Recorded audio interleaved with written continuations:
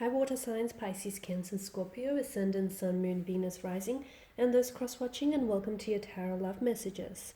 Today we're going to take a look at and see why is it that you're so drawn to each other. So for those of you that are involved with someone special, okay, whether you're in a relationship with this energy or even if you guys are just loosely involved with one another, we want to know, why are you so drawn? Why is this so magnetic?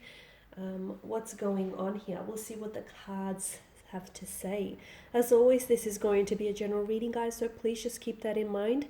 If you are after a personal tarot reading with myself, please feel free to reach out and inquire. I will list my email address below the video here. So let's go ahead, give the cards a shuffle, and let's focus on, why is it that you're both so drawn to each other? Or why is it that perhaps you're so drawn to them, or vice versa?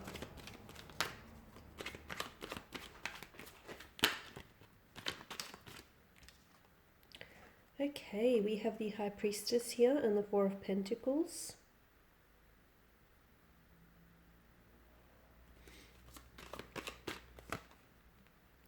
The Ten of Swords here.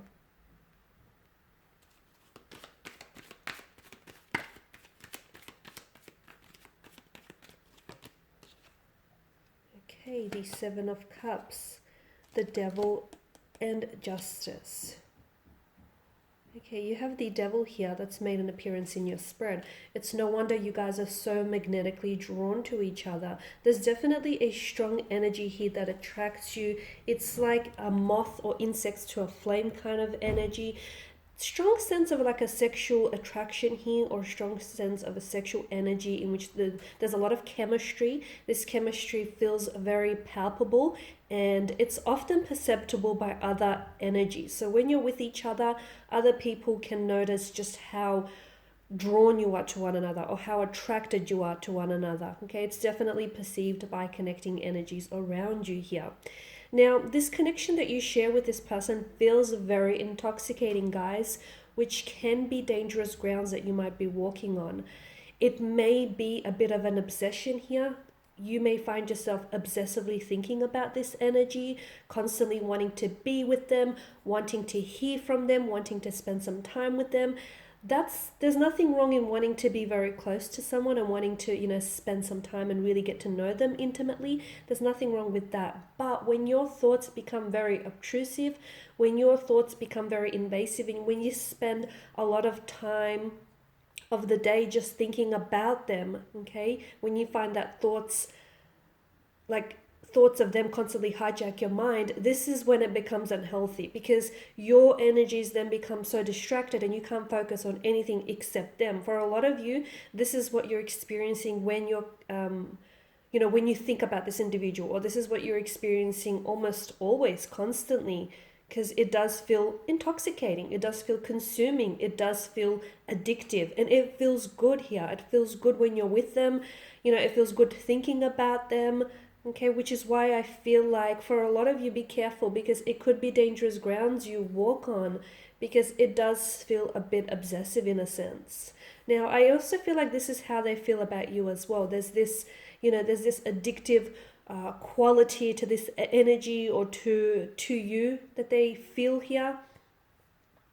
There's also an air of mystery that's around someone. So whether this is you or connecting energy that's coming up with the High Priestess, and mystery can be very alluring, okay? If someone is shrouded in a sense of mystery, it can be like an allure. Someone is coming across as mysterious, as enigmatic, and it's like you want to get to know them more, okay? Or perhaps this is how you're coming across to this individual, and this is, what's attracting and what's gravitating to them towards you even more. It's just you're shrouded in mystery, and it's a part of your charm, it's a part of your allure, and they want to get to know you better. Similarly, if this is you, then you definitely want to get to know your person better, because there's this enigma which you're definitely enticed by, right?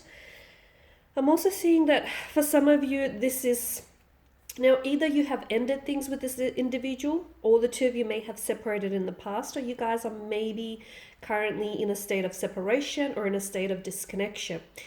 perhaps this is someone who might have rejected you before, or perhaps this is someone who has hurt you before.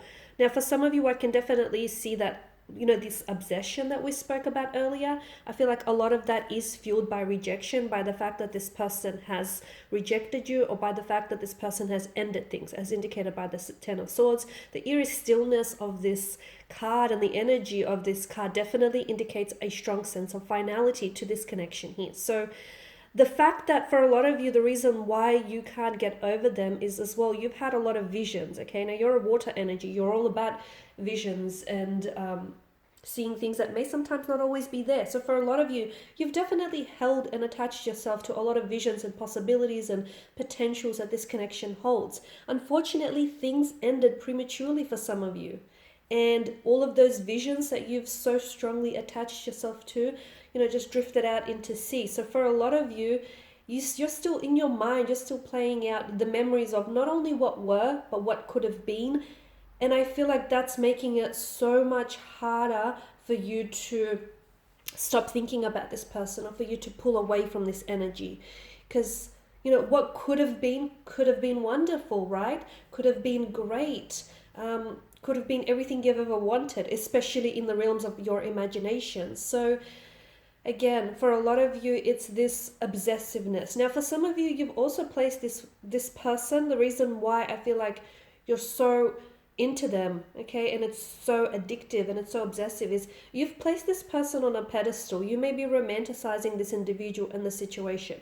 So what I mean here is, a lot of the times when you do fantasize a person or a thing, we begin to see that person or that situation so much better than they actually are. So for a lot of you, I feel like what might help with this obsessiveness is just, remove them from the pedestal a little bit and see things as they are. And I'm not saying things as they are aren't great, but it will benefit you if you see the situation as it is and not necessarily as you want it to be. Now, for some of you, there is karmic justice. So whatever has transpired between you and this individual, especially for those of you who can relate when I say that there's been an ending or a separation or a disconnection, it's important for you to know that it could be you here, guys. It could be you paying your karmic dues, your karmic debts, getting them cleared and getting them all paid off. Or maybe this is your individual paying their karmic debts or their karmic dues and getting all of that, cleared here. So I am getting a sense of karmic dues here getting paid off. There's also the strong sense of cause and effect here. Also, for someone here, I feel like needs to make a decision, and I feel like this person is sitting on the fence about it.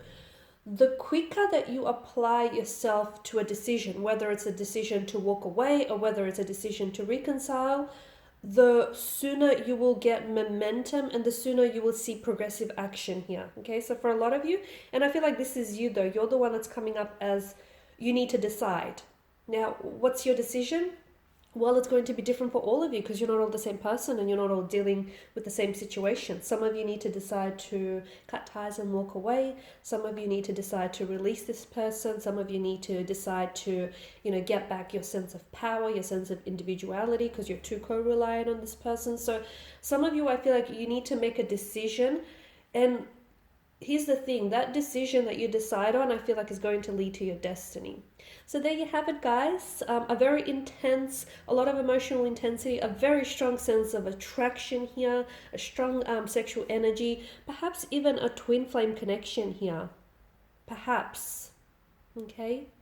But I feel like you are definitely destined. This person is your karma. That's the best way of describing it. So if you've done good or if you've done bad, I feel like this person is your karma, guys. Similarly, you could be theirs. So thanks guys for watching and tuning in. Please show your support by subscribing to the channel, liking, sharing, commenting. I will be sharing with you more tarot love messages, so stay tuned. For those of you wanting a personal reading, feel free to reach out. Otherwise, take care guys. Bye for now.